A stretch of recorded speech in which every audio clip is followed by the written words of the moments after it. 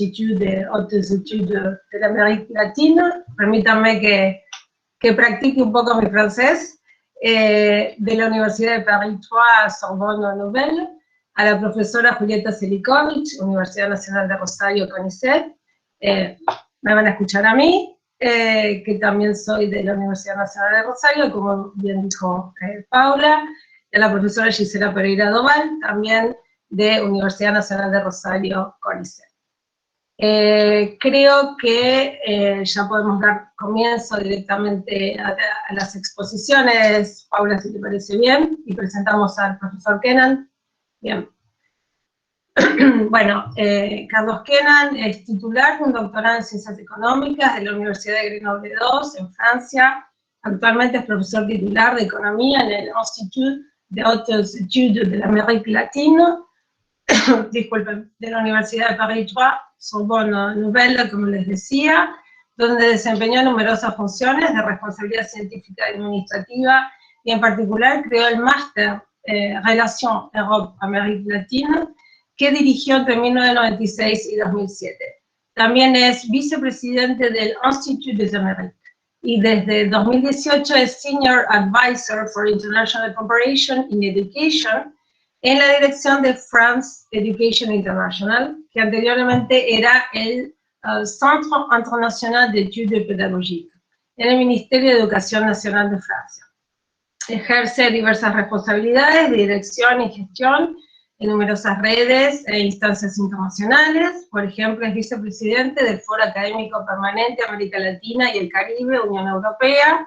Es autor o coautor de más de 60 libros y capítulos de libros, y de numerosos artículos en revistas científicas sobre las relaciones económicas internacionales, la integración regional y la macroeconomía de los países emergentes, en particular latinoamericanos. Interviene frecuentemente en medios escritos y audiovisuales de Europa, América Latina, Estados Unidos y África, sobre temas de su especialidad.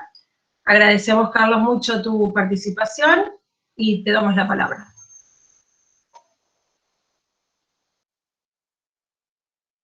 Bien, bueno, buenas tardes a todos y a todas. Es un gran placer compartir con ustedes este encuentro, esta conferencia, este intercambio.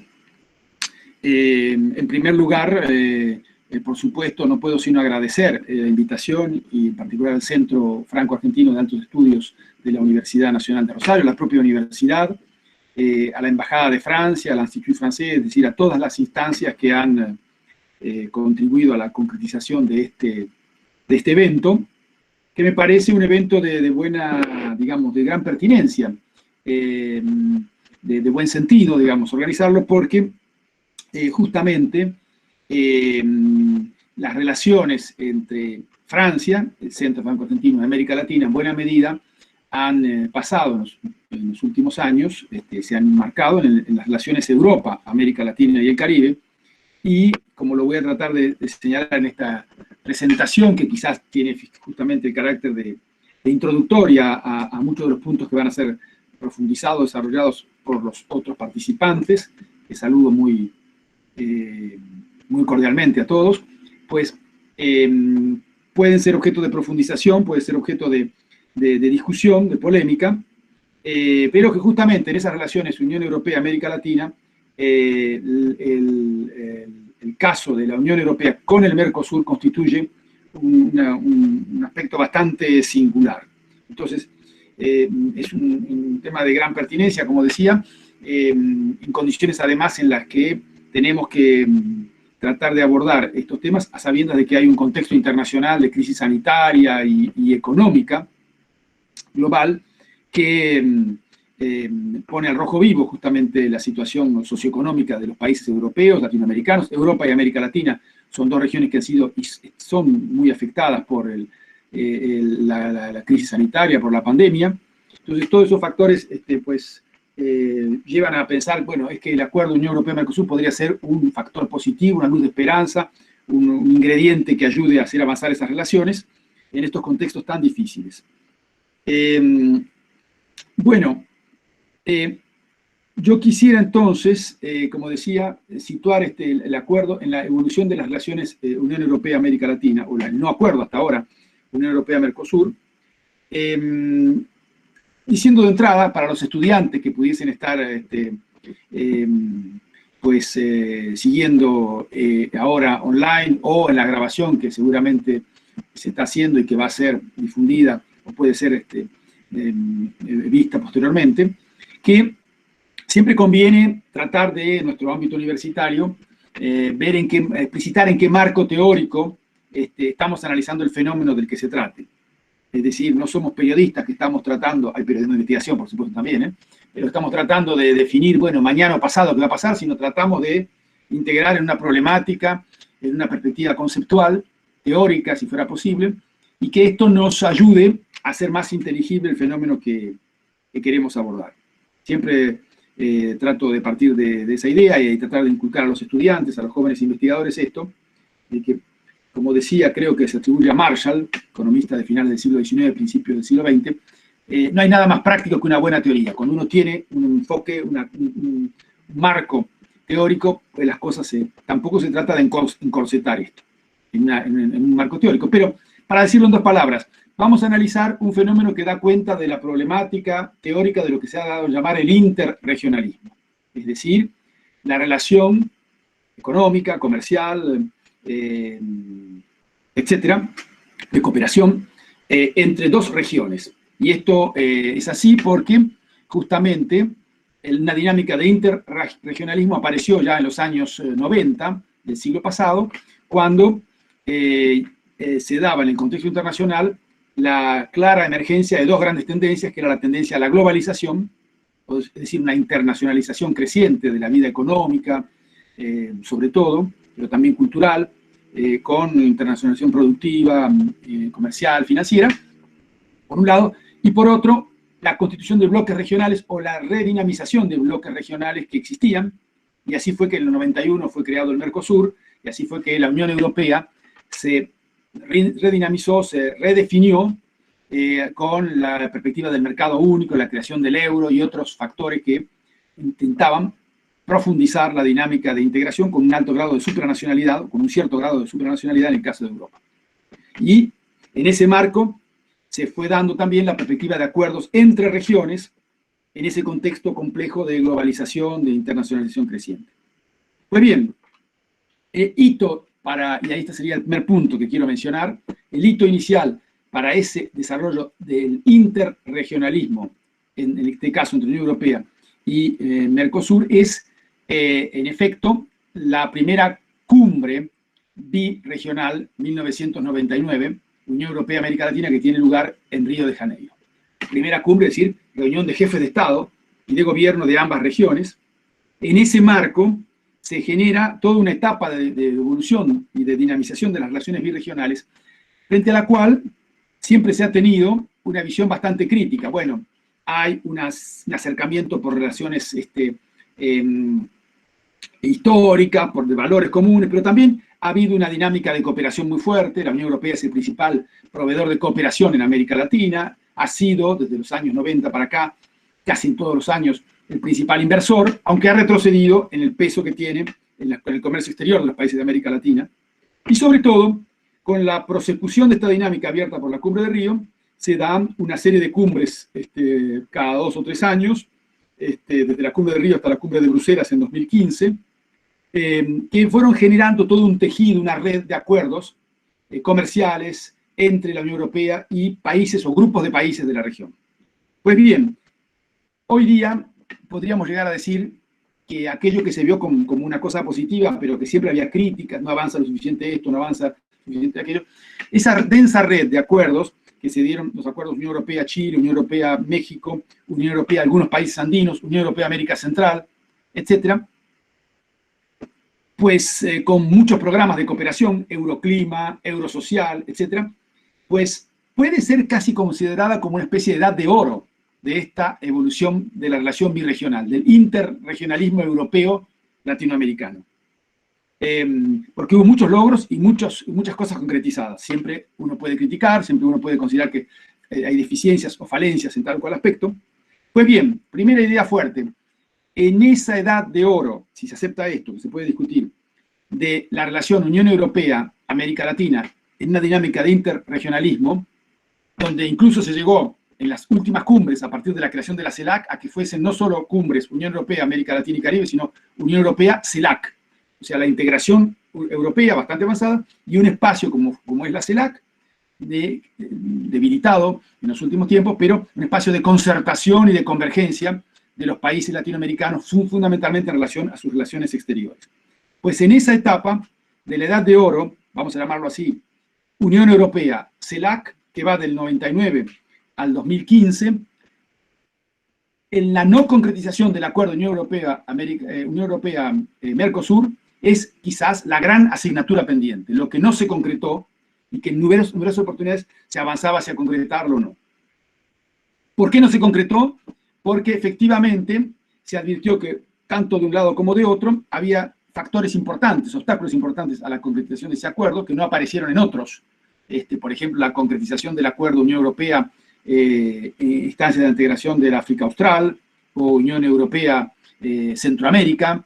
Es decir, aquí había una fuerte restricción en materia de productos sensibles de un lado y de otro, los mercados públicos en el caso de Brasil y los países de América Latina, o el sector agrícola indudablemente del lado europeo, que dificultaban la concretización de un acuerdo. La economía política del acuerdo interregional Unión Europea-Mercosur era muy complicada, muchos sectores, muchos intereses contrarios a que esto se dé. Segunda etapa de esta relación, donde quedó la asignatura pendiente, voy a tratar de acelerar, fue la etapa de crisis de esa edad de oro, de esa dinámica virtuosa, que es el periodo 2016-2020, en el cual estamos todavía. Podríamos decir quizás 2016-2019, porque en realidad el 2020 es un año muy singular, donde se han producido todas estas cosas de la pandemia y demás, donde estamos en un escenario de incertidumbre radical y ya uno no está seguro de muchas cosas. Pero vamos a decir que hay una fase de crisis. ¿Por qué esa crisis? Los factores son conocidos, Unión Europea, América Latina. Diríamos que es la crisis en Venezuela, el efecto Bolsonaro, el hecho de que se suspende finalmente la cumbre birregional que tenía que realizarse en 2017 en El Salvador, y se suspende sine die, que no hay perspectivas claras de cuándo poder realizarse, con una gran crisis de la CELAC, indudablemente, con el retiro de algunos de los países que formaban parte, por lo menos provisorios. Brasil está entre paréntesis en la CELAC. México trata de hacer algunos esfuerzos para redinamizar, que es el presidente ejerce la presidencia pro tempore, pero no se ha logrado reconstituir la CELAC y no hay cumbres birregionales. Y en ese contexto, sin embargo, aparece, para ir siempre con el hilo del tema Unión Europea-Mercosur, una novedad. En 2019, intento de relanzar el acuerdo con justamente el acuerdo de principio planteado en junio del 2019 para redinamizar y concretizar el acuerdo, tantas veces postergado, con largos periodos de interrupción de las negociaciones, como ustedes saben, no voy a entrar en ese detalle, en la fase anterior, antes del 2015. Pues bien, punto muy importante. Esto fue visto por algunos como una posibilidad justamente de superar esta fase de crisis de las relaciones birregionales y aportar la concretización de esta asignatura pendiente que era el acuerdo Unión Europea-Mercosur. Pero, tercer punto, esto no se ha dado, o sea, no se ha podido avanzar. ¿Por qué no se ha podido avanzar? Yo pienso porque, en definitiva, a riesgo de ser un poco somero, esquemático, hubo impulsos políticos para tratar de concretizar este acuerdo de junio del 2019, pero los problemas centrales de esta economía política compleja que hay para que se concretice ese acuerdo Unión Europea-Mercosur no estaban superados. Esos obstáculos estaban siempre allí. Seguimos teniendo la problemática agrícola, seguimos teniendo ya no una perspectiva tan proteccionista de Brasil, al contrario, pero sí reticencias del lado de Argentina, y se agrega a esto un ingrediente novedoso que ya estaba presente en muchos acuerdos comerciales y de diálogo político y de cooperación, porque de eso se trata, de concretizar un acuerdo con los tres pilares famosos de diálogo político, cooperación y sector económico. Pues bien, se ha agregado otro elemento, y aquí voy terminando, que complejiza aún más la situación, que ya estaba presente anteriormente, que es las cláusulas medioambientales. Es decir, que los acuerdos comerciales deben darse en un contexto en el que las ganancias producidas en el marco de la intensificación del comercio no sean anuladas o más que compensadas negativamente por pérdidas en términos de lucha contra el cambio climático. Ese es el tema central que ya estaba presente en acuerdos anteriores y que aparece con mucha mayor fuerza después de la COP21, es decir, del Acuerdo de París de fines del 2015, donde Europa, y particularmente Francia, están en primera línea en esta perspectiva que mencionamos de que los acuerdos tengan esta dimensión. Y allí aparece, indudablemente, una contradicción muy fuerte entre los planteamientos europeos y el accionar del gobierno actual de Brasil, que deja hacer e incluso promueve o facilita una deforestación creciente de la zona amazónica y da la impresión entonces que esta situación hace muy difícil la perspectiva de una concretación de un acuerdo. Entonces, si el tema es acuerdo o desacuerdo, dejo por aquí, en esta introducción o en este planteamiento general, veo muy difícil salir de nuestra zona de desacuerdo, digamos, en la que se está ahora, porque a esos factores estructurales se agregan también las coyunturas políticas.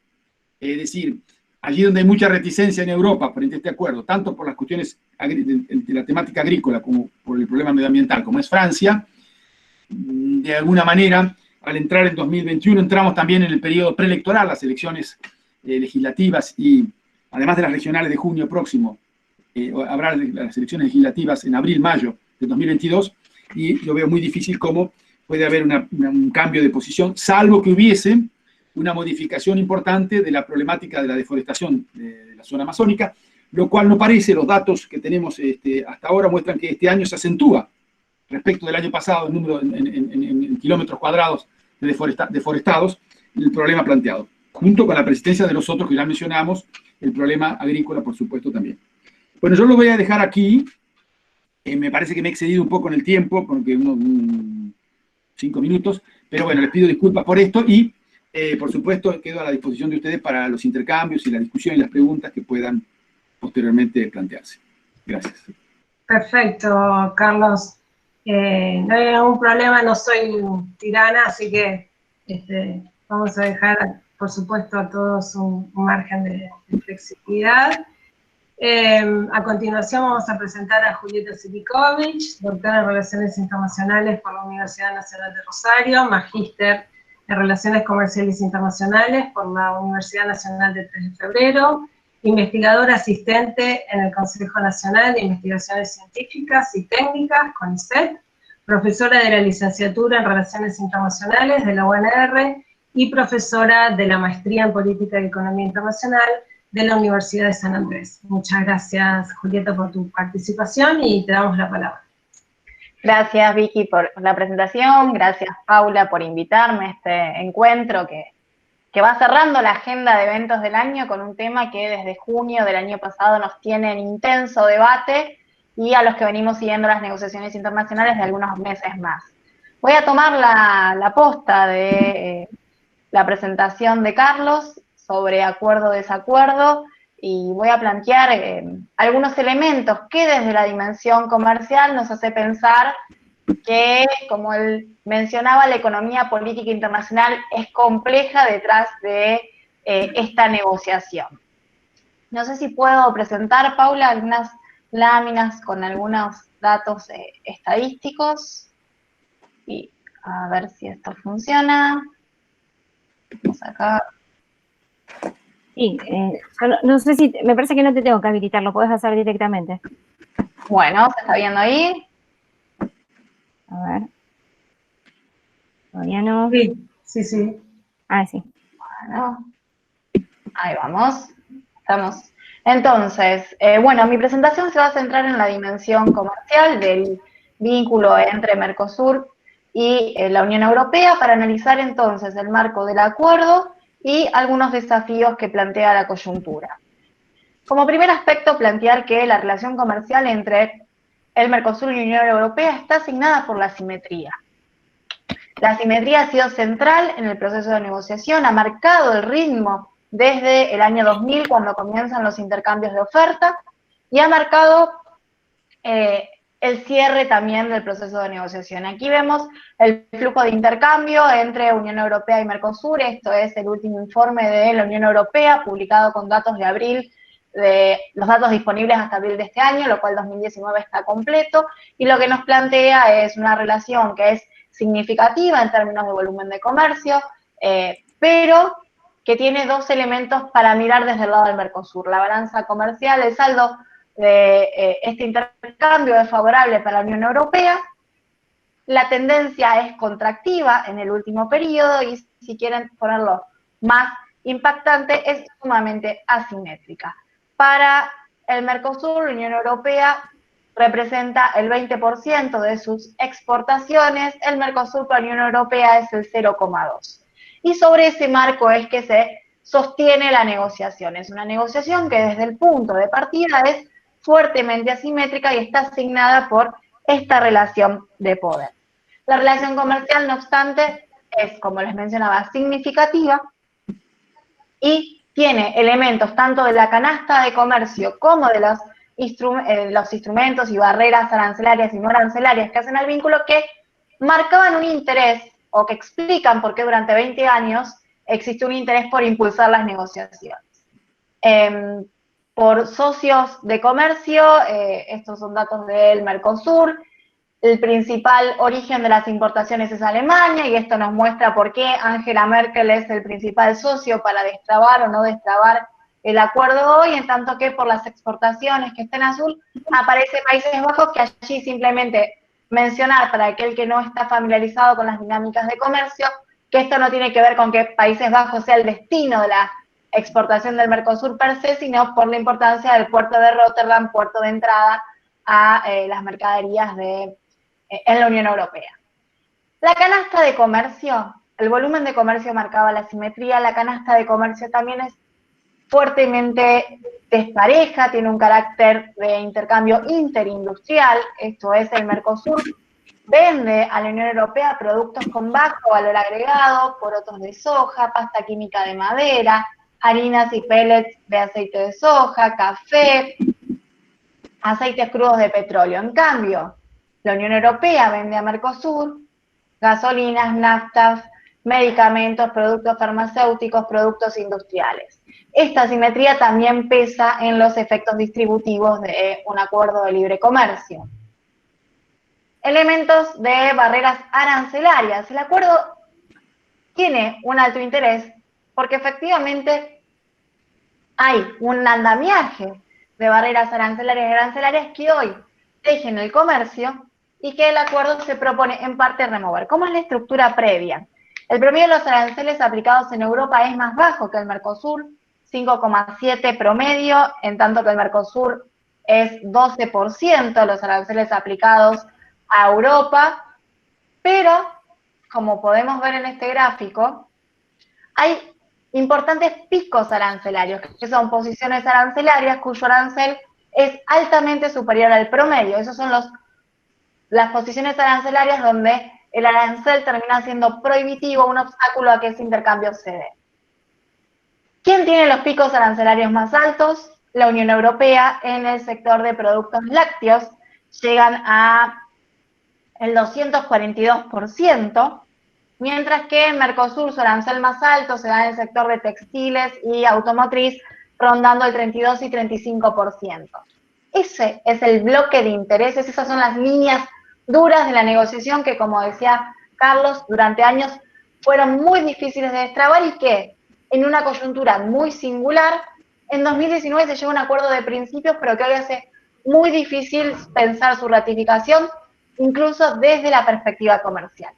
Pero no todo es aranceles.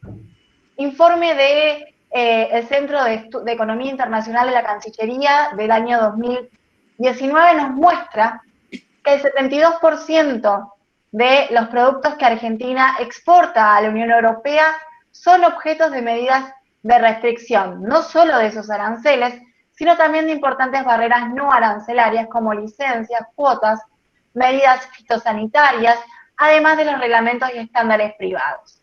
El comercio lejos está de estructurarse de manera fluida y está atado a serie de intereses específicos que, si volvemos a la diapositiva anterior, podemos ver que tiene una distribución por sectores muy claros, donde quiénes son los sectores protegidos del lado europeo y los sectores protegidos del lado del Mercosur. Hay un viejo trabajo donde Stiglitz plantea que las relaciones entre Mercosur y la Unión Europea a la hora de negociar el acuerdo tienen ventajas comparativas en los sectores equivocados. Esto es, Mercosur es más competitivo en aquellos sectores que son bien defensivos del lado europeo y viceversa. Y en este contexto, un rasgo de coyuntura, no de coyuntura ya, sino estructural, un rasgo de sistémico, que es cómo es ese comercio, el comercio que vemos asimétrico, con carácter interindustrial, con barreras al comercio, se da en un momento donde, desde la crisis del 2008, 2009, el comercio internacional es menos dinámico que en la etapa previa, crece poco y es muy volátil, con lo cual el peso de estos acuerdos tiene sus matices. Es interesante para brindar certidumbre, pero el andamiaje de barreras que se mantienen más allá de los acuerdos hace que su alcance no sea tal. De hecho, este periodo coincide con la entrada en vigor del gran volumen de acuerdos que se negoció en la década de entre el 95 y el 2005. No obstante, el comercio es altamente volátil y crece poco. ¿De qué se trató ese acuerdo en principio de junio del año pasado? Es un acuerdo de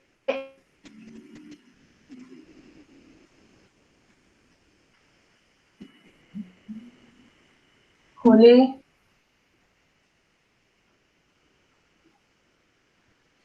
Sí, me parece que Se congeló.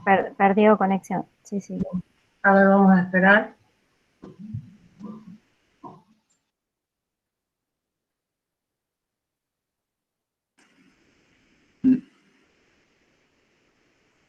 A ver.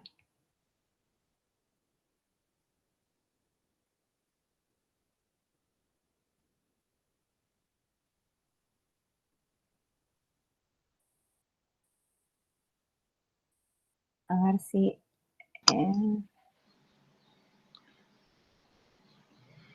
¿Le mandas un WhatsApp, Pablo? Sí.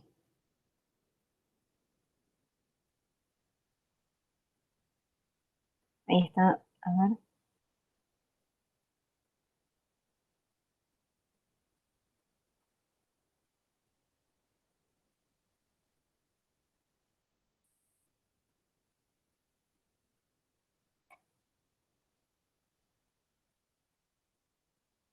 Bueno, esto es producto de este escenario. Es algo bastante común y frecuente últimamente. Ahí está Juli. Volvimos a recuperar a Juli. Ahí te recuperamos, Juli.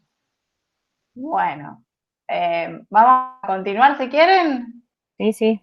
Bueno, y voy a intentar saltear algunas partes, así no robo tiempo, culpa de Fivertel en este caso. Bueno, estaba planteándoles que la negociación, el acuerdo que se cierra en junio de 2019, se da en el marco de una estrategia de ambos bloques, en ese interregionalismo que mencionaba Carlos, de expandir sus tejidos de acuerdos comerciales con acuerdos que tienden a ser profundos, que tienden a ir más allá de lo que sucede en la frontera, que tienden, y esto es muy claro en la estrategia europea, a proyectar o a impulsar un conjunto de valores y principios que son inherentes a ese ethos y forma de pensar europeo. O sea, los acuerdos son instrumentos comerciales, pero son instrumentos políticos y estratégicos también.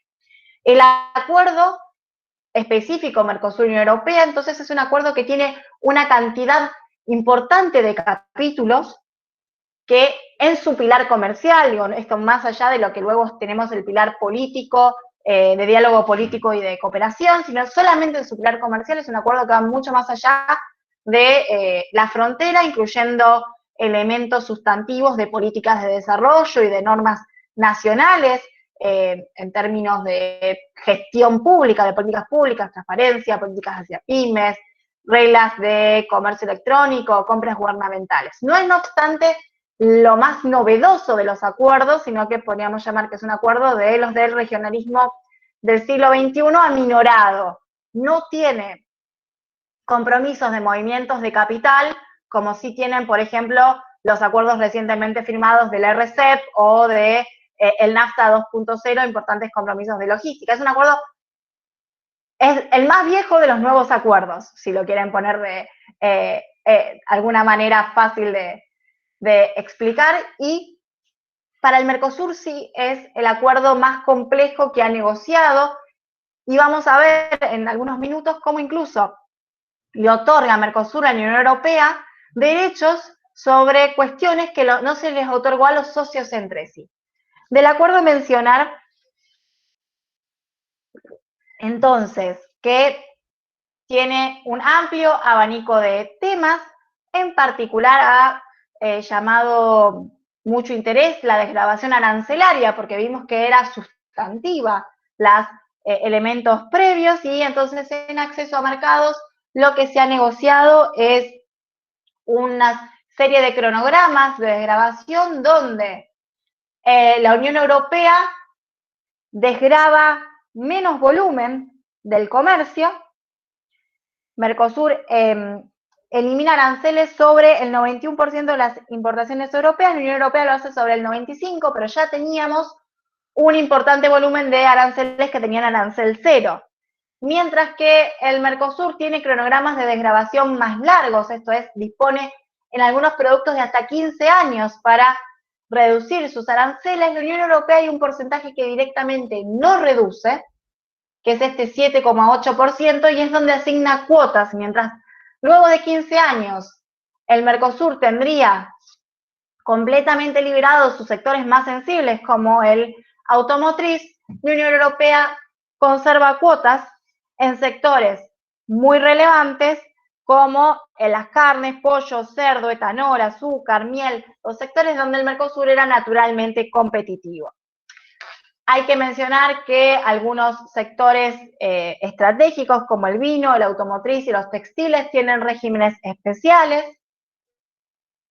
Esto desde el gobierno argentino se ha destacado algunos sectores como importantes oportunidades, mientras que en otros se ha llamado a silencio. ¿Qué podemos destacar allí? Por ejemplo, cómo la Unión Europea obtiene la apertura de los servicios marítimos. El acuerdo también tiene un compromiso de eliminar las retenciones, los aranceles a las exportaciones en los productos agrícolas, en un listado de productos que están contenidos en uno de los capítulos. Esto es un limitante, un instrumento que Argentina ha usado de manera frecuente para su política fiscal.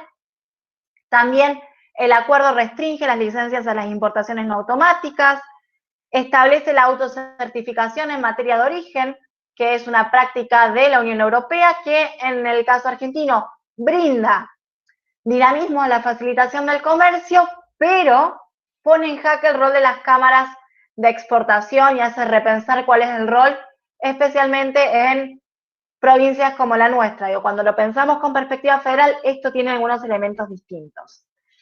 Para mencionar otros aspectos, tiene en materia sanitaria y fitosanitarias la adopción de los estándares europeos, y se incluye el principio precautorio, que es principio por el cual, ante la sospecha de daños, sin haber demostrado ese daño, pueden aplicarse medidas de salvaguardia o de escape previo del acuerdo, que es una práctica habitual de la Unión Europea, lo cual plantea un desafío a las burocracias del Mercosur, si esto entra en vigor, cómo volverse ágil en la gestión de esto.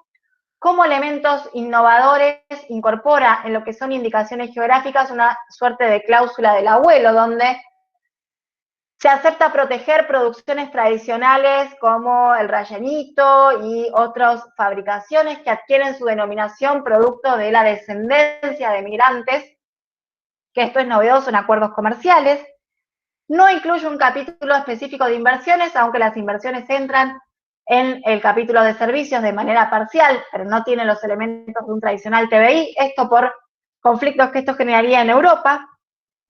Para el Mercosur, otros elementos importantes es la apertura de las compras gubernamentales, aunque con un piso de un umbral mínimo que hace que sean las grandes licitaciones lo que entra en juego y no la de las pymes, o las que pueden licitar las pymes. Y además, la regulación de las empresas estatales, que en el caso de Argentina no es tan significativo, pero sí lo es, por ejemplo, en Uruguay. Algunos datos que destaca el documento de Argentina, por ejemplo, la reducción que les mencionaba en autopartes, y quiero ir entonces a los estudios de impacto. ¿Qué es lo que se sabe de esto? El estudio de impacto ha sido uno de los elementos de mayor disputa en los últimos años. ¿Por qué? El acuerdo se hizo prácticamente a ciegas. Existió solo un estudio de impacto encargado por la Unión Europea, y del lado del Mercosur los estudios de impacto se hizo uno muy tempranamente que no fue de carácter público, aunque se supo filtrar, y luego no hubo estudios públicos de impacto oficiales, ni por parte de los gobiernos, ni por parte de la Secretaría del Mercosur. Los estudios de impacto que disponemos entonces son pocos. El estudio de impacto es una foto, pero también es un proceso. ¿Por qué? Porque es un mecanismo a través del cual se interpelan a las distintas partes interesadas y se va dando información que permite orientar la negociación por parte de los funcionarios públicos, pero que también va alertando a las posibles industrias y organizaciones de la sociedad civil sobre aquello que el acuerdo involucra. Y esto es un elemento a decir, esto está ausente, y por qué está ausente y qué puede pasar como lección a posterior del acuerdo. Bueno, los estudios de impacto marcan hoy resultados positivos, aunque modestos, en términos de crecimiento económico y con algunos efectos sectoriales significativos. Les mencionaba el de la Unión Europea, es el de la London School of Economics. Estos estudios muestran valores menores al que se había hecho al principio de la década, y esto porque, como ya lo mencionaba Carlos y he proyectado en unas diapositivas anteriores, el comercio contrayéndose, el comercio viene diversificando. Hoy la Unión Europea no ocupa el lugar que ocupaba otrora para las exportaciones del Mercosur, y esto hace entonces que el impacto sea menor, porque nos importa más otros socios y hay diversificación de esos mercados. Pero lo que nos muestra es que en el agregado todos ganarían, menos volumen del que inicialmente se había proyectado, pero con importantes efectos distributivos. Algunos sectores como transportes y motores, maquinaria y productos metálicos, donde el Mercosur tiene su principal mano de obra, serían claramente perdedores del acuerdo, en tanto que los sectores agroexportadores se verían potencialmente beneficiados, aunque con la limitación que establecen las cuotas. Hay estudios más allá de la London School of Economics, como el que hicieron Carfiosi y Rosario Campos de manera reciente, se publicó en 2020 este trabajo, donde ellos estudian algunos productos estratégicos para la Argentina y dictaminan que si bien hay un potencial de incremento de las exportaciones que actualmente Argentina exporta para la Unión Europea, de el resto de bienes, unos 2.000 millones de dólares, podrían ingresar al mercado, pero ya no dependiendo del acuerdo Mercosur-Unión Europea, sino que quedan sujetos a barreras que este acuerdo no remueve, como las normas, estándares y requisitos técnicos que exige la Unión Europea y que supondrían un esfuerzo de adaptación para las economías de nuestra región. En el estudio del año 2009 se planteaba cómo, por ejemplo, agricultura y alimentos procesados podían incrementar sus oportunidades de exportación, pero sin que esto tuviese un impacto significativo sobre el empleo. Se planteaban, como les mencionaba, pérdidas para el sector de manufacturas, una disputa sobre los servicios financieros, y a esto se le suma, como les decía, los servicios marítimos. Sí. Discúlpame, no sé si podés ir cerrando. Cerrando, por favor. Sí, gracias. Bien. Entonces, tenemos impactos sectoriales significativos. Quiero mostrarles lluvia de inversiones, no, sino quiero mostrarles este elemento. No solo mirar qué es lo que pasa en el comercio con de Unión Europea, sino mirar qué pasa con el comercio con Mercosur. El comercio intrazona viene declinando y se estima que el acuerdo de libre comercio con la Unión Europea podría desplazar hasta un 13% de las ventas que hace Argentina al mercado brasileño. Esto es deprimir aún más la importancia que Mercosur tiene para Mercosur. Y esto se incrementa si consideramos las potencialidades de una ratificación bilateral del acuerdo. Mencionarles el trabajo que publicaron Maduro, Mota Vega y Polonia Ríos, hecho por el BID en Brasil, donde analizan que el acuerdo, además, respecto del Mercosur, es mucho más ambicioso en la regulación del sector automotriz, en el sector azucarero, en derechos de exportación, licencias de importación, reglas de origen, compras gubernamentales y medio ambiente, que lo que Mercosur se dio a sí mismo. Y esto plantea entonces un desafío de armonizar estos derechos entre los socios del Mercosur o generar un efecto centrífugo, donde le damos más hacia afuera que entre nuestros socios, y los eslabonamientos productivos y cadenas de valor son en función de otros intereses y no los locales. Consideraciones finales, eso después lo va a explicar Vicky. Los desafíos del comercio que se contrae y la Unión Europea, donde en la línea verde las compras de la Unión Europea hacia América Latina se contrajeron de manera sustantiva, y plantearles 3 interrogantes. ¿Qué pasa con la nueva política estratégica de la Unión Europea? Y algunos puntos que se plantean allí, como el fair trade y level the playing field y la agenda del Green Deal. ¿Qué pasa con las disrupciones que genera en términos de la distribución del ingreso global los paquetes de ayuda en el marco del COVID entre aquellas economías que pueden dárselos, como la Unión Europea, y aquellas economías que tienen fuertes restricciones financieras, como el Mercosur? Vamos a entrar a ratificar un acuerdo con más asimetrías de las que los negociamos inicialmente.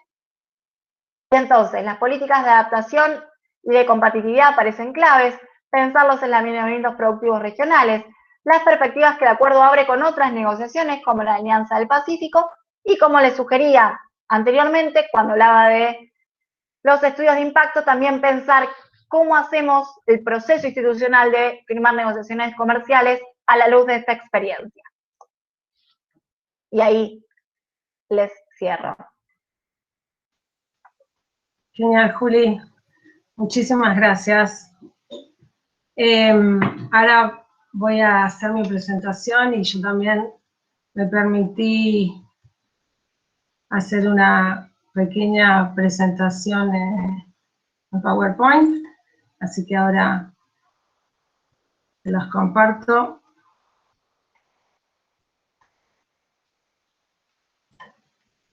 ¿Alguien me avisa, por favor, si la ven?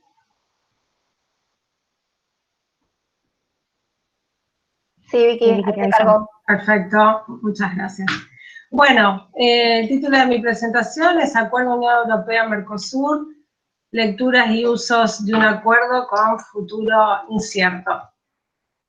Como comentaba Juli, y como comentaba Carlos también, bueno, este fue un proceso de 20 años de negociaciones que nos hacía acordar a la famosa piedra de Sísifo, al mito de Sísifo, ¿no? Quien había sido castigado por los dioses griegos a subir una piedra por la ladera de la montaña hasta llegar a la cima, y indefectiblemente esa piedra iba a caer nuevamente, Sísifo tenía que volver a subirla a la cima, y así por la eternidad, ¿no? Aparentemente con el acuerdo del 28 de junio del 2019, ese mito se paró, por lo menos, habrá que ver, ahora lo pensamos, y en todo caso lo que se consiguió fue esta foto, ¿no? Me parece que es importante que veamos atentamente esta foto de la cumbre del G20 en Osaka, donde justamente aquellos que representaban al Mercosur y a la Unión Europea se estrechaban la mano luego de haber conseguido en Bruselas el acuerdo en principio. Esta es la gran foto. Ahora, uno por supuesto se podría preguntar, y Carlos adelantaba algunas cuestiones en este sentido. ¿Por qué esta vez sí se logró cerrar la negociación, mientras que en otras ocasiones había sido imposible, había habido tantas marchas y contramarchas?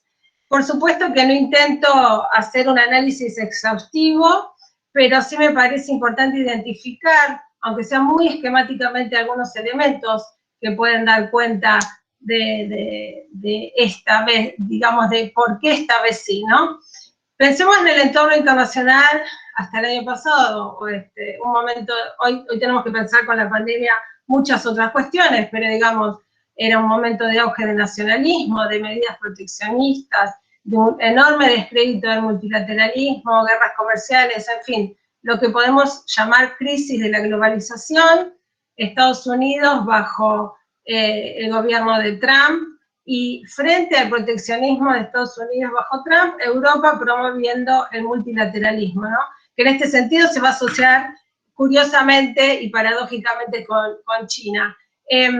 Por supuesto, continuaba el largo periodo de estancamiento de las negociaciones multilaterales en la OMC, justamente tenía que ver con este descrédito del multilateralismo y con lo que, entre otros factores, obviamente, el gobierno norteamericano generó. Y pensemos un minuto en contexto europeo también, unas pinceladas. Europa sumamente golpeada desde hace más de una década por una sucesión de crisis, por supuesto, entre las cuales incluimos la crisis del euro, la crisis de los refugiados, el Brexit, pero no solamente esas crisis, sino también el terrorismo en suelo europeo, euroescepticismo, auge de la nueva extrema derecha, etcétera, etcétera. Una Comisión Europea liderada por Jean-Claude Juncker, el luxemburgués, que estaba terminando su mandato, terminaba justamente el 31 de octubre, con lo cual había una cierta sensación de urgencia para cerrar el trato. Fíjense lo que hubiera sido si este tema hubiera pasado a manos de la Comisión de von der Leyen, que no solamente implica, bueno, iniciar todo con una nueva comisión, sino también, fíjense, pensemos en el contexto de pandemia que nos está atravesando. Y por supuesto, también no hay que obviar los problemas en la relación transatlántica, producto justamente de Trump en la Casa Blanca, más que nada. Contexto en el Mercosur, simplemente, más que nada, prestar atención a que la postura frente al libre comercio de gobiernos como el de Macri, el de Abdo y Tabaré Vázquez, y con ciertas sutilezas del gobierno de Bolsonaro, por supuesto que eran mucho más favorables al libre comercio que gobiernos como el de Cristina Kirchner, Dilma Rousseff, Fernando Lugo y José Mujica, ¿no? Y no me voy a meter en la cuestión de Bolsonaro, pero ya sabemos que más que nada hay tremendas internas al interior del gobierno brasileño. En este caso, más que nada, el que traccionó el acuerdo fue el ministro de Economía ultraliberal, Pablo Guedes, y otro de los elementos que jugaron fue la tradición de apertura de Itamaraty. Puntualmente, el contexto doméstico en Argentina y Brasil también implicaba para los dos gobiernos la necesidad de enviar señales económicas positivas. Ahora bien, esta conclusión de negociaciones, este principio de acuerdo, generó todo tipo de lecturas, todo tipo de análisis. Aquí simplemente voy a mencionar un puñado, digamos, nada más. Para la Unión Europea, esto implicaba tener firmado algún tipo de acuerdo con todos los países latinoamericanos, salvo Bolivia y Venezuela. En ese sentido, la Unión Europea pasaba a aventajar a Estados Unidos. Por otro lado, también muchos análisis en la literatura especializada y también en los artículos periodísticos mostraban cómo la Unión Europea trataba de recuperar presencia en el escenario internacional, en el comercio internacional. Otros lo veían claramente como una respuesta al bloqueo de la administración Trump a los megaregionales, como una respuesta al Brexit, como una respuesta al auge de los nacionalismos. Claramente, otros análisis marcaban el tema de que el acuerdo Unión Europea-Mercosur tiene una importante relevancia geopolítica, ¿sí? Que tiene que ver con ayudar a ambas regiones a evitar ser colocadas en una posición de subordinación en la confrontación entre Estados Unidos y China. A ver, pensando que en un contexto de rivalidad hegemónica, Estados Unidos-China, algunos países, como por ejemplo los latinoamericanos, podrían mirar a Europa en busca de cierto equilibrio. En este sentido, se podría pensar que es preferible un mundo multipolar en el que una potencia civil ejerza una influencia moderadora, como puede ser la Unión Europea, más que un mundo bipolar, ¿sí?, que genera todo tipo de tensiones y todo tipo de tironeos. También en la literatura y en los artículos periodísticos, se marcaba que este acuerdo había sido también, asimismo, una prueba de la eficacia de la alianza franco-alemana, en este caso Merkel con Macron, que estaban dispuestos a ocupar en ese contexto globalizado ciertos espacios cedidos por Estados Unidos. Por parte del Mercosur, bueno, claramente las lecturas también fueron tremendamente variadas. Algunos marcaban, indicaban cómo se había reforzado el Mercosur luego de años de estancamiento, por lo menos en lo comercial, a partir de este éxito significativo en la agenda exterior. Es verdad que de manera intermitente el dinamismo de la agenda exterior del Mercosur ha compensado en muchas ocasiones la falta de progresos en el plano interno, ¿sí? Entonces, lo que ocurría ya desde hace algunos años era que mientras que a nivel interno el propósito del bloque se estaba diluyendo, los Estados partes encontraron en las negociaciones externas una fuente de cohesión. Otras miradas subrayaban la importancia del acuerdo Unión Europea-Mercosur en tanto un fortalecimiento o una renovación del tradicional espacio atlántico frente a un Asia-Pacífico emergente. Bueno, por supuesto que todas estas lecturas son absolutamente pertinentes, ¿sí? Yo me voy a permitir citarme a mí misma y citarla a Juli Selikovic, por supuesto con permiso de Juli. Nosotras publicamos hace unos meses, un artículo que me parece que sigue teniendo hipótesis que aún hoy están vigentes.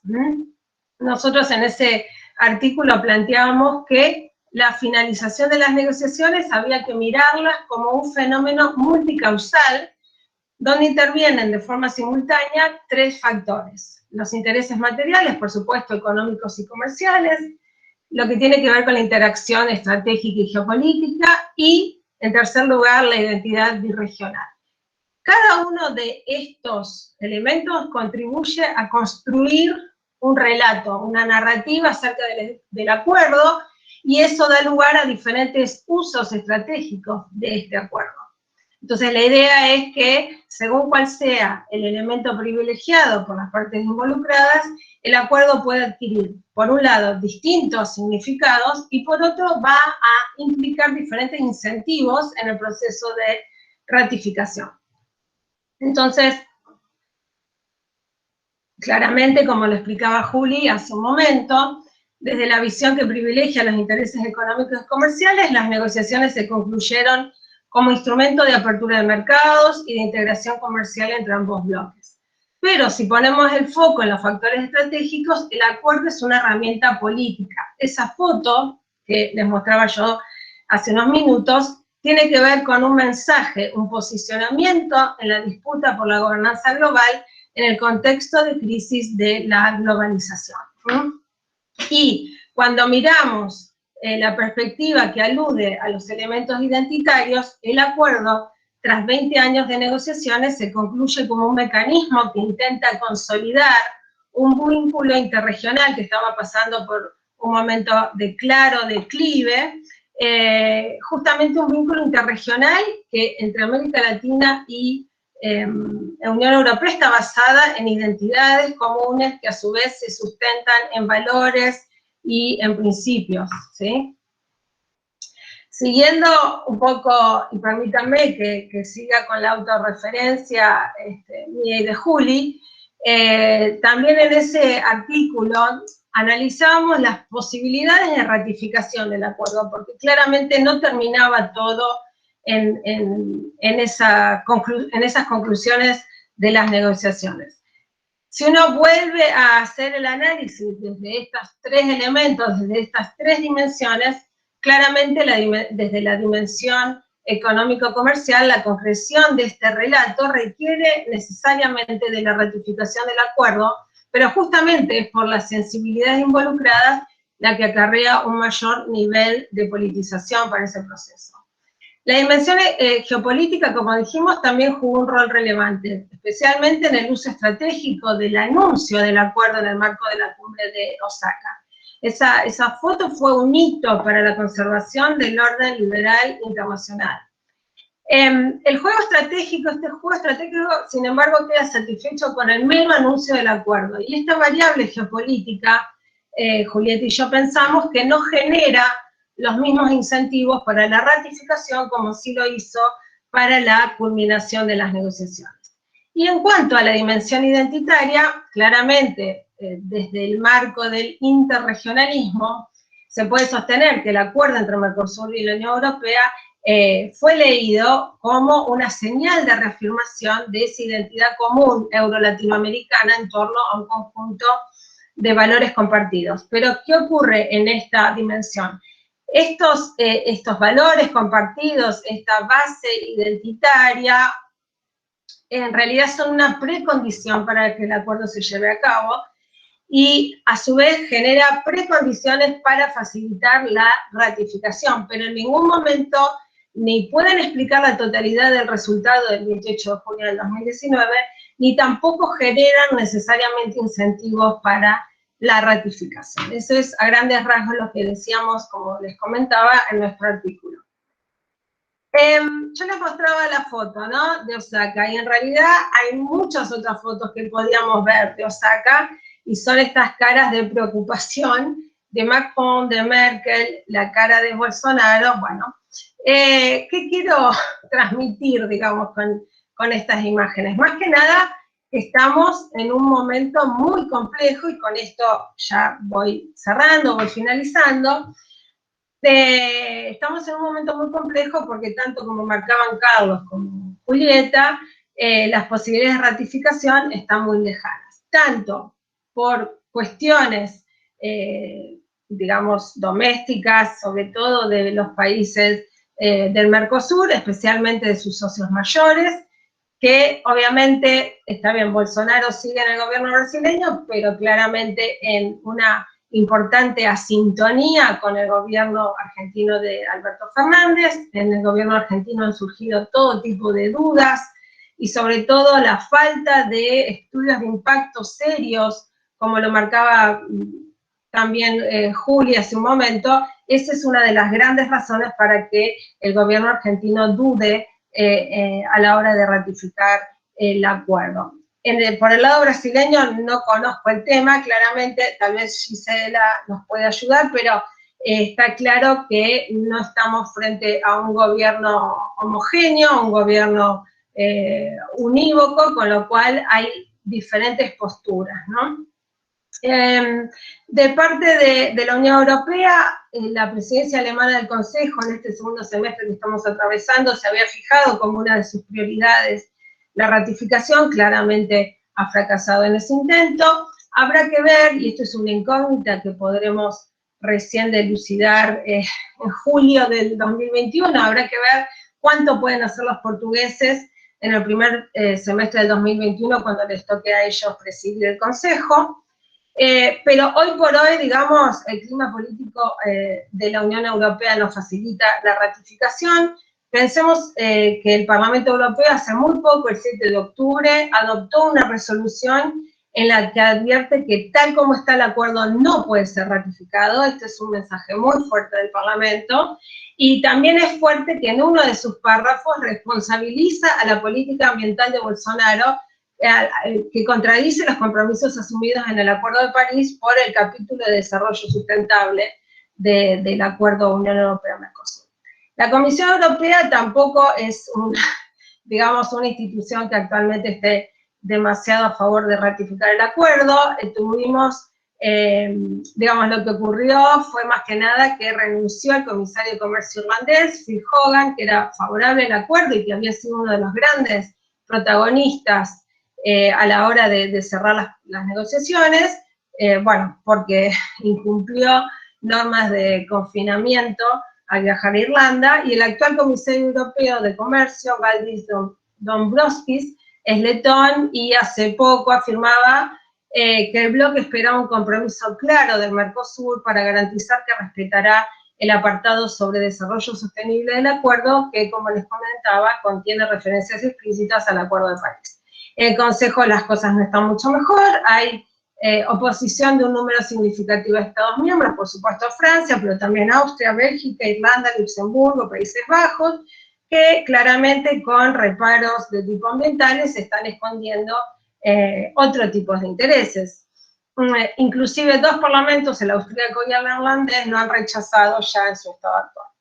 Bien, por supuesto que, claro, la pandemia no ha hecho más que complejizar este panorama por la incertidumbre que ha generado, por lo que todos estamos viviendo y lo que todos sabemos. Por lo tanto, como para concluir, decirles que el proceso de ratificación puede llegar a ser entonces tan complejo como la propia negociación, y nada, me quedo con un interrogante, si estamos frente a una nueva piedra de Sísifo. Muchísimas gracias.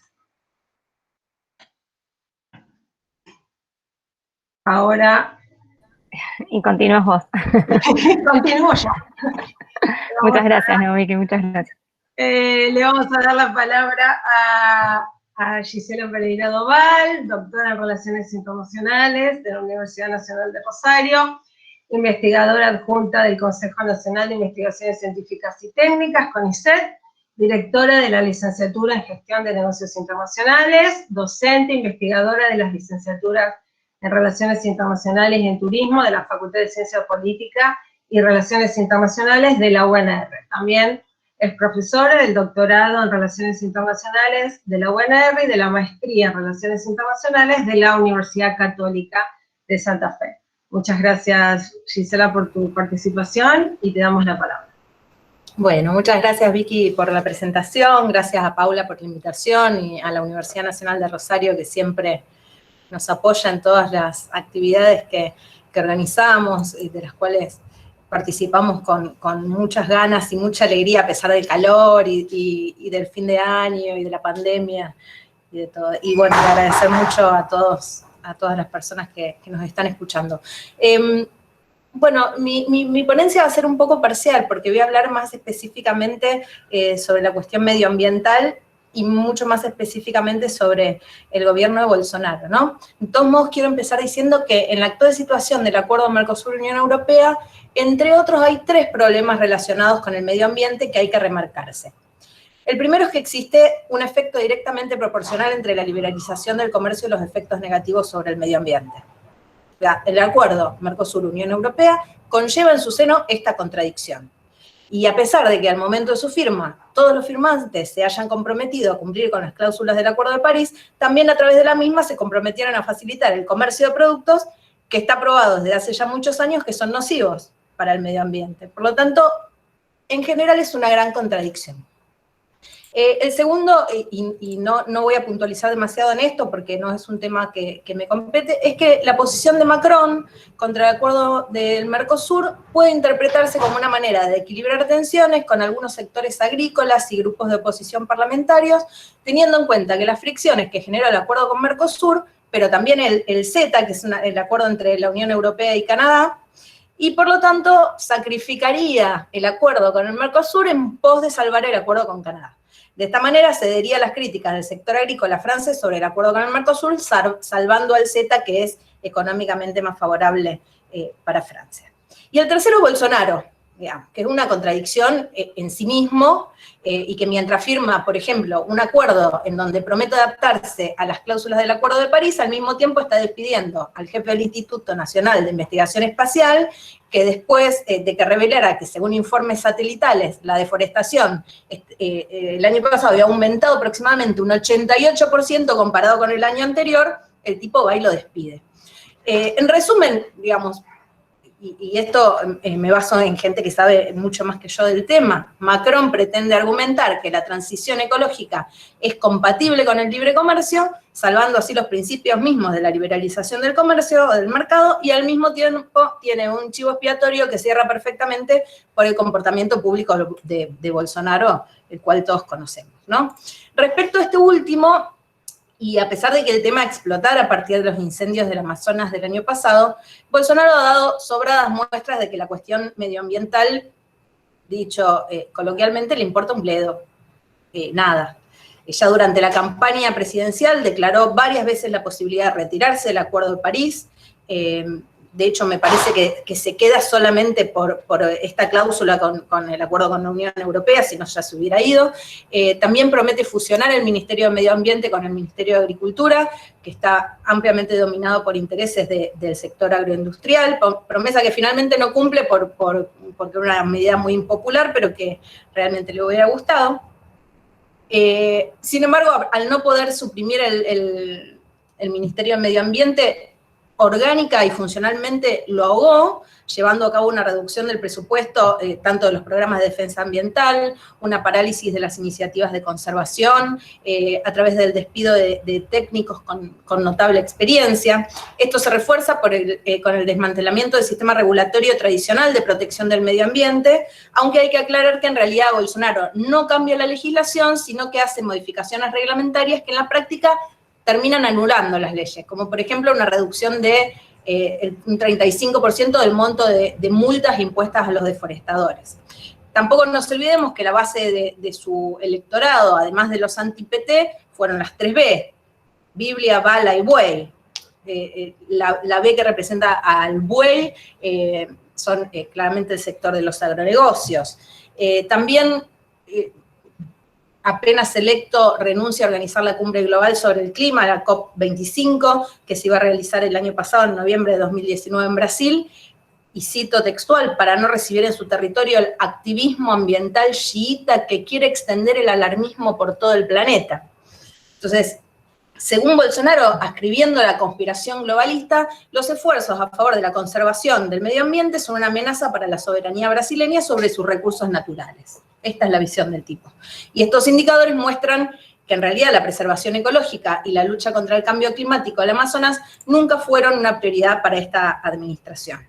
Profundizando un poquito el tema de la soberanía, el nudo del problema también tiene que ver con un discurso nacionalista que lleva adelante Bolsonaro, de una especie de Brasil First, claramente tomado del American First del trumpiano, y que el nacionalismo discursivo está estrechamente ligado con la soberanía, y Bolsonaro clama por la soberanía de Brasil sobre el Amazonas y, derivado de ella, del derecho que tiene como poder ejecutivo de hacer lo que quiera con sus tierras. En este caso, claramente, ampliar la frontera agrícola.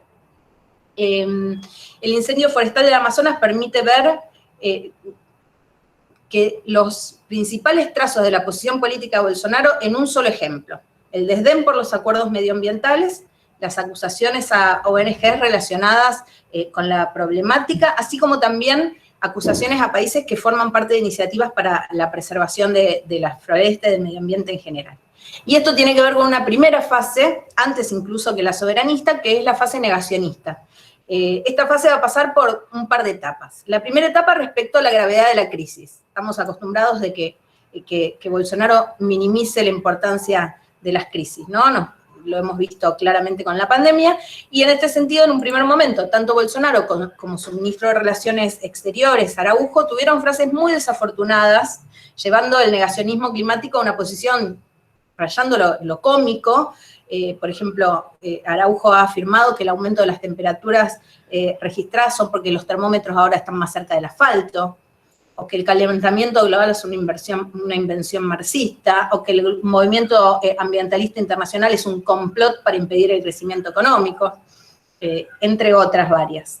La segunda fase del negacionismo ha llevado a Bolsonaro a rechazar el fondo de ayuda que ofrecieron algunos países desarrollados, iniciativa que el mismo Macron dio a conocer como resultado de la cumbre del G7 el año pasado, de la cual Bolsonaro acusó de querer instrumentalizar una cuestión interna brasileña para obtener réditos políticos personales.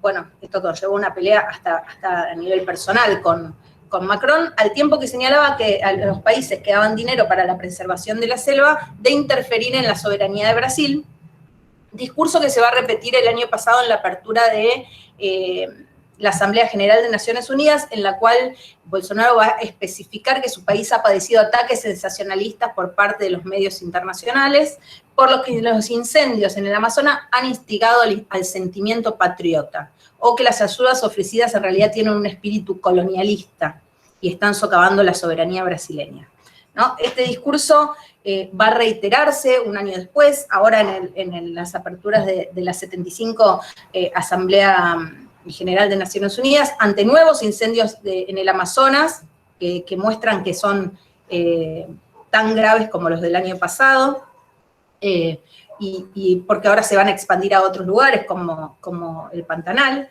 Y este episodio es uno más de los muchos, pero que particularmente tiene consecuencias económicas y comerciales no solamente para Brasil, porque se fusiona con el rechazo de los términos del acuerdo comercial por parte del Parlamento Europeo, a tono con los recelos de Alemania, Austria, Holanda, Bélgica, Francia, Irlanda, Luxemburgo, ya Vicky los nombró pertinentemente, que exigen algunas modificaciones relacionadas con el tema medioambiental. Incluso llegan a plantear una paralización o un congelamiento de las negociaciones dentro del Parlamento Europeo hasta el 2022 que se vaya Bolsonaro, por ejemplo. Paralelamente a esto, Bolsonaro denuncia lo que él considera una campaña internacional de descrédito, de desinformación, y al mismo tiempo intenta responsabilizar, no por primera vez, a los indígenas, a los pueblos originarios del Brasil por los incendios, ¿no?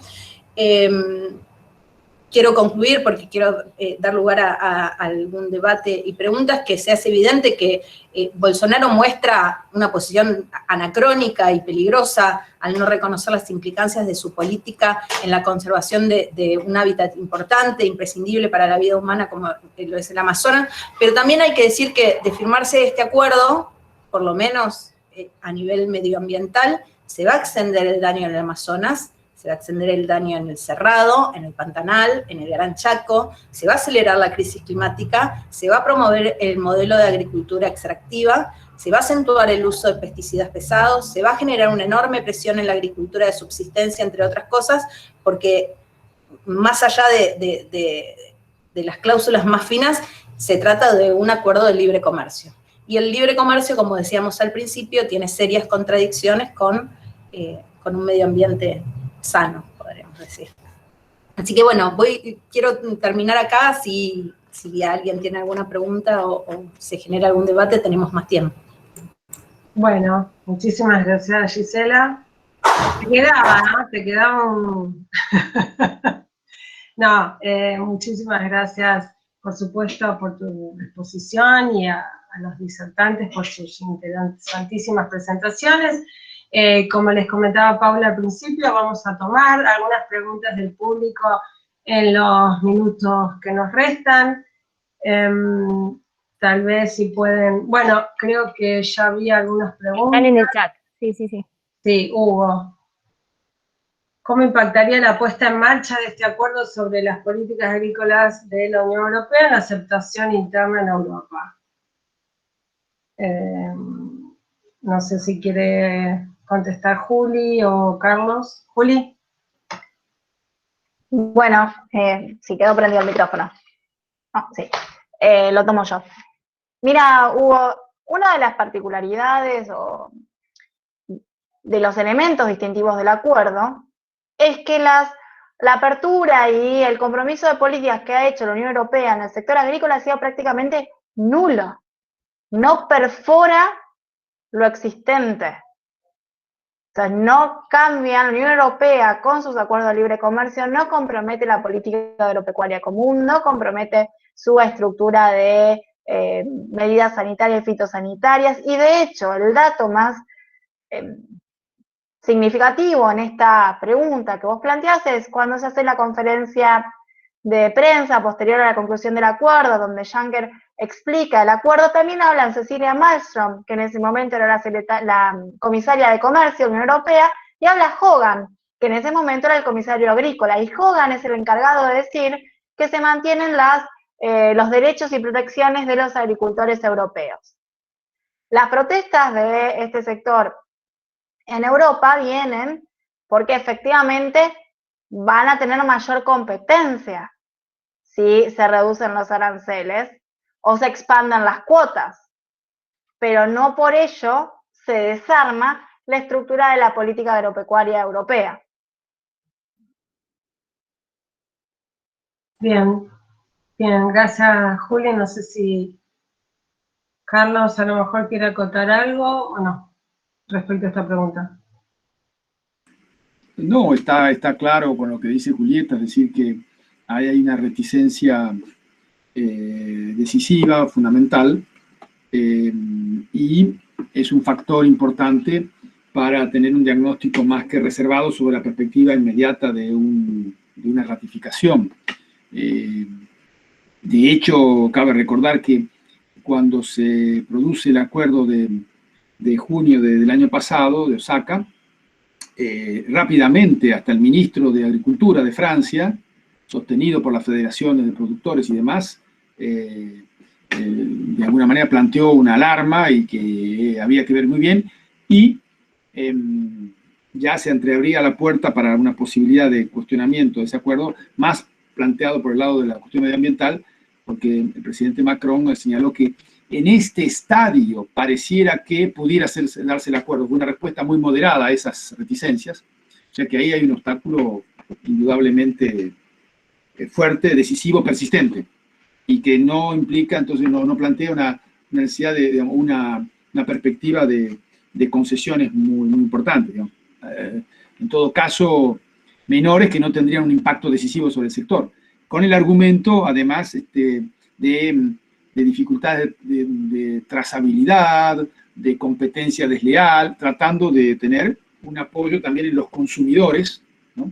Es sintomático ver que cuando uno va a la gran exposición rural, digamos, francesa, que tiene lugar todos los años, que ha tenido lugar todos los años hasta en Versalles, en el centro de la Porte de Versalles, no en la ciudad de Versalles, sino aquí en París mismo, uno se encuentra siempre con carteles y planteamientos contra un acuerdo Mercosur-Unión Europea, sea el año que sea, digamos, en los últimos 3, 4, 5 años siempre ocurría eso.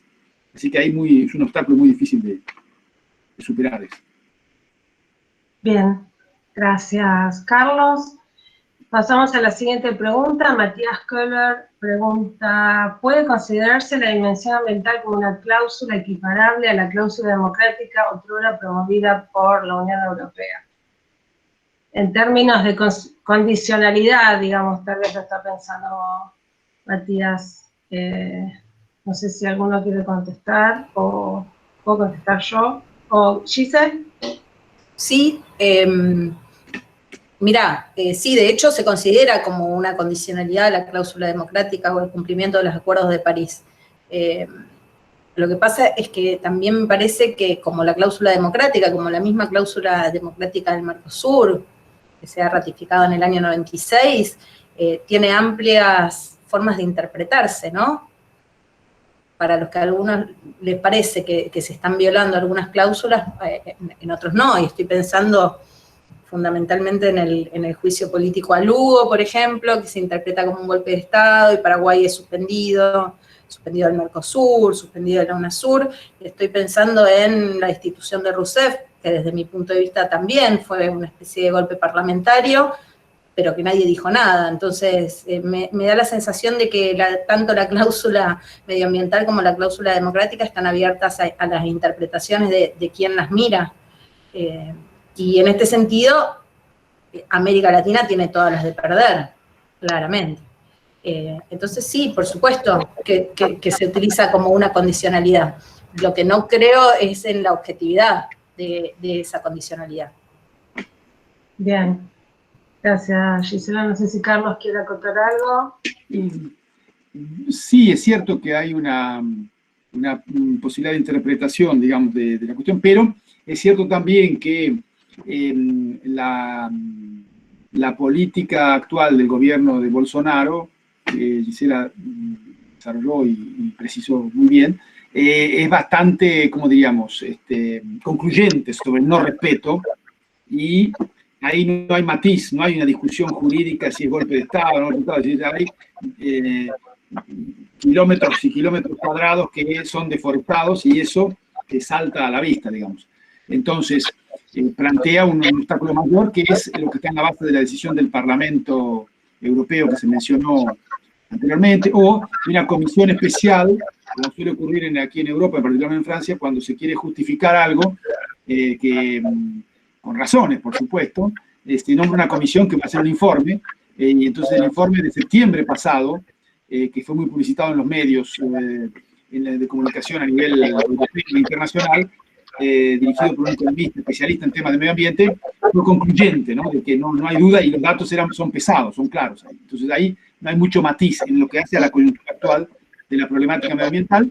Yo agregaría que es una problemática atendible, efectivamente, hay un problema allí de los niveles de desarrollo, uno pudiera plantear que los países emergentes tienen algún grado de razón cuando dicen ustedes ya deforestaron y me están impidiendo desarrollar, pero es indudable también que una perspectiva más negociada, moderada, equilibrada, pudiera ser aceptada, aunque hubiese algún daño al medio ambiente, pero no una política absolutamente, como diríamos, desembosada y hasta festejada, como es el caso de la política de Bolsonaro, ¿no? Que además se asocia a una serie de planteamientos que van más allá, digamos, de términos, por ejemplo, en estos días, hoy, ha estado en Francia, en Brasil, está en Brasil Nicolas Dupont-Aignan, que es un ex candidato presidencial aquí, en la segunda vuelta de las elecciones de 2017 apoyó a Marine Le Pen. Es un candidato de la derecha extrema, por no decir extrema derecha, y es recibido con bombos y platillos por Bolsonaro, por Eduardo Bolsonaro, y con ambigüedades sobre esta problemática del medio ambiente, y con el antecedente, digamos, que para no abordar estos temas, entre otras cosas, y en medio de una tensión muy fuerte que remonta al G7 de Biarritz y todo lo que ocurrió en distintos planos en la relación Bolsonaro-Macron, contrasta notablemente con el hecho de que reciba a un diputado importante, una comisión parlamentaria y demás, pero que es un líder menor en la política francesa, y no recibe, entonces agrega, ¿no?, elementos, no habiendo recibido a Le Drian, el canciller, en el famoso caso de fines del año pasado, en el que Bolsonaro se excusó porque tenía que ir al peluquero, ¿no? Entonces todo eso crea un ambiente, digamos, que hace todavía más fuerte la problemática medioambiental, diciendo, además de ser tan duro en ese planteamiento, agrega estas cosas antipáticas, digamos. Ahí no hay matiz, eso es lo que quiero decir. Está muy claro hoy día, y en esas condiciones es muy difícil que algo avance, ¿no? Bien. Vicky, ¿me permitís una sola cosa? Por supuesto. Una aclaración. La primera pregunta que se hizo figuraba Hugo Quiroga. Yo no hice la primera pregunta. Tal vez la hizo mi tocayo, Hugo Permillán. Perdón. Hugo Permillán. Dije Sí, Hugo Quiroga, fue un error mío. La hice yo, sí. La hizo Hugo Permillán. Perdón, ¿eh? Gracias, Hugo Quiroga, fue un lapsus mío, Hugo. No, simplemente antes de darle la palabra que pidió la palabra Gastón, simplemente un breve comentario para complementar lo que ya venían diciendo tanto Gisela como Carlos sobre este tema. No olvidar, lo dijo muy claramente Julia en su exposición, que la Unión Europea siempre aprovecha estos acuerdos para hacer avanzar su agenda. Eso está clarísimo. La agenda de la Unión Europea hoy por hoy tiene como prioridad la economía digital y verde, y eso, por supuesto que los europeos lo aprovechan para, de alguna manera, europeizar, por decirlo así, otras economías, ¿no? Esto está clarísimo en todo lo que tiene que ver con la cláusula de desarrollo sostenible en el acuerdo Unión Europea-Mercosur. Bien, dicho esto, le damos la palabra a Gastón, que levantó la mano. Gastón, si podés activar tu micrófono y hacer la pregunta, por favor.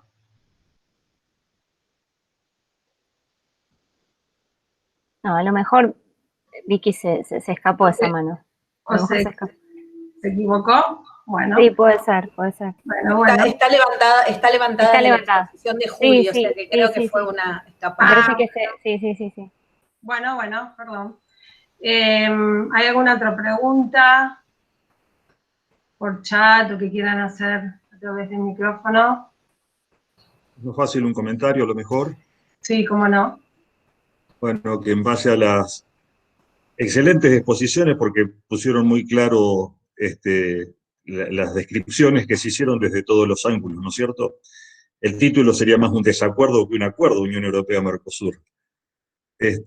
Y bueno, entonces un poco lo que me preguntaba es porque en los gráficos que mostró Julieta, por ejemplo, habría beneficios particulares, mutuos, y obviamente que hay muchas cuestiones que abordar, pero para llegar finalmente a un acuerdo, pero a lo mejor sectorialmente para beneficiarnos de esos beneficios, vale la redundancia, quizás sea un camino para ir llegando a algunos pequeños hitos que nos permitan transitar a lo que pueda finalmente, quién sabe cuándo, llegar a este acuerdo birregional, ¿no? Bueno, bien. Si no hay otras preguntas o comentarios. Sí, Carlos, cómo no. Estás mutado, Carlos. Tenés silenciado el mic. Perdón.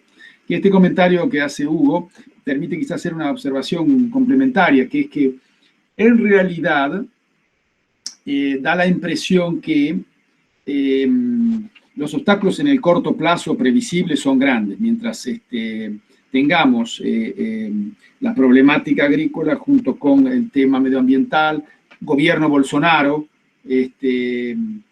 va a ser difícil una evolución, y además algunos factores del contexto que fueron presentados muy bien, el factor Trump que desaparece, no plantea quizás esa misma urgencia de diferenciarse de Estados Unidos con la perspectiva, digamos, del interregionalismo por Europa, y el factor esencial que fue subrayado por todos, que es la pandemia, la crisis económica internacional y demás, que es siempre este tipo de derrumbe de la actividad económica es portadora de proteccionismos, de repliegues, ¿no? Quizás matizado un poco en el caso de Estados Unidos por Biden, pero hay que ver hasta dónde.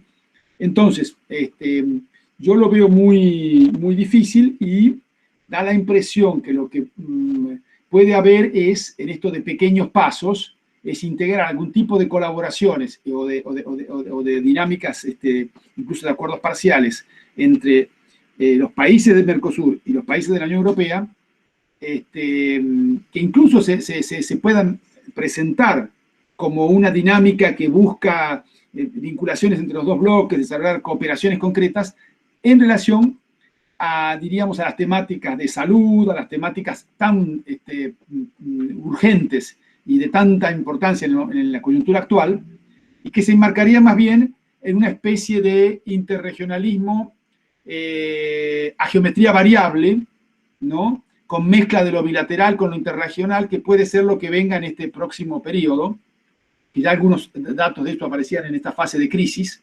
Es decir, que de la crisis de la relación birregional Unión Europea-América Latina, 2016, 2019, 20, no se vuelve a una dinámica virtuosa de los acuerdos de asociación y demás, donde faltaba lo de Mercosur, Unión Europea, no se vuelve por un acuerdo Unión Europea-Mercosur, que yo veo poco factible en el corto plazo, pero sí se sale del marasmo de los últimos años por una dinámica de cooperaciones puntuales efectivas, digamos, que puede haberlas, porque hay otros planos en los que, incluso en este tema de la problemática sanitaria, donde también Europa quiere tener algún tipo de leadership en este contexto y terciar en la rivalidad China-Estados Unidos.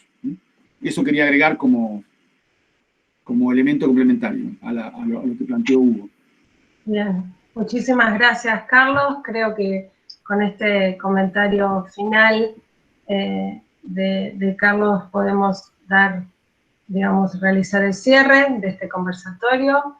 agradeciendo a todos por su participación y esperamos seguramente encontrarnos en una próxima actividad del Centro Franco-Argentino radicado en la Universidad Nacional de Rosario. Un saludo a todos. Paula. Aprovecho, saludo a todos, muchísimas gracias Julieta, Victoria, Gisela y Carlos. Seguramente los volveremos a convocar para otra actividad ya para el año que viene, aunque nos queda una más de crítica y crisis la semana que viene, así que los esperamos. Bueno, muchísimas gracias y bueno, hasta pronto. Chao, gracias. Hasta pronto. Gracias.